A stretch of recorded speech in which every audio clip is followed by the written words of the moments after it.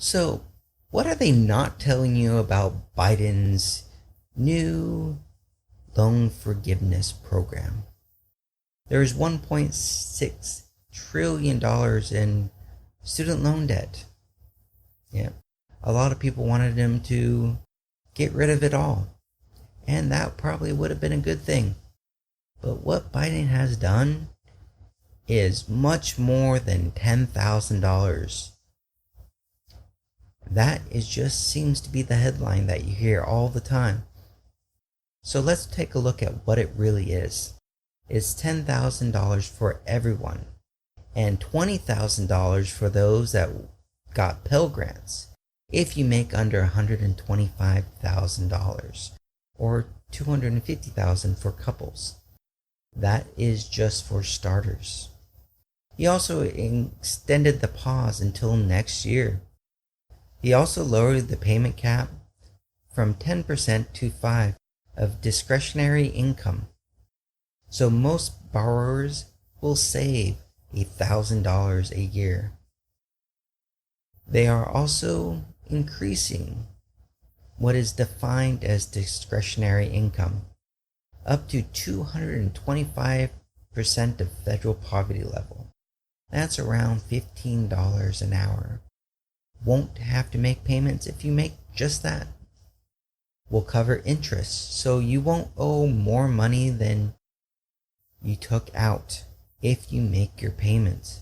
After 10 years of making payments, those that had $12,000 to start with, that will be forgiven. After 20 years of making payments, the loans will be canceled. This would abolish payments for those that are making under $30,000. Now, what he also did was remove the interest on those loans. So the tax hit that people will take when those loans are actually forgiven will be less. 20 million borrowers will have the loans completely forgiven. 23 million more will get significant benefit. But corporate media will constantly say stupid things like this. Is this unfair to people who paid their student loans or chose not to take out loans?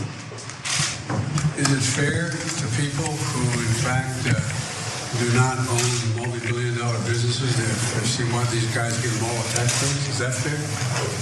What do you think?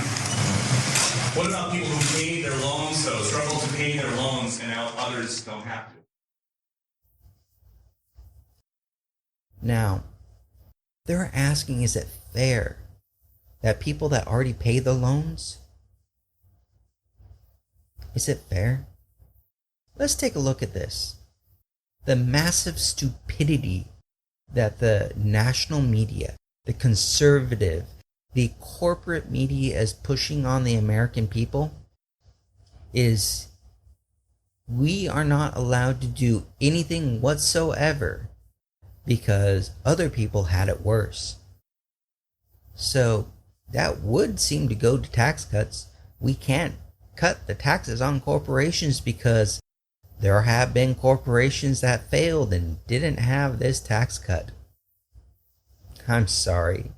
So we wouldn't be able to invest in cancer research because past generations did not have the ability for cancer research.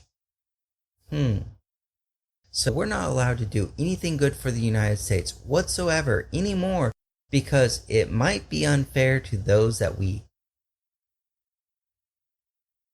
didn't have it. Yeah.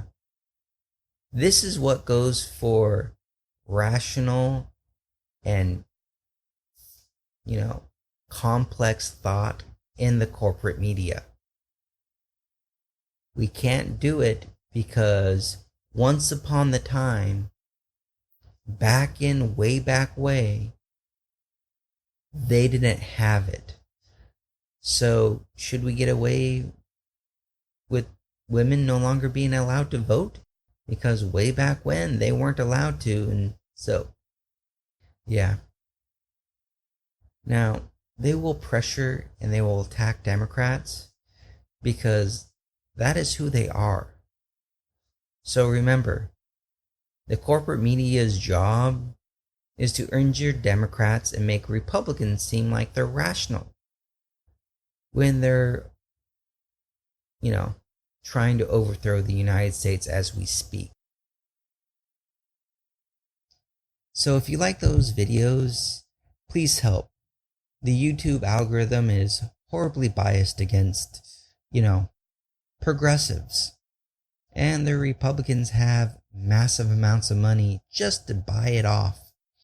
So every time you like, every time you put a comment down below, helps us out. So like, subscribe, and if you really want to help the environment, down below is a link to a GoFundMe page where it has a brand new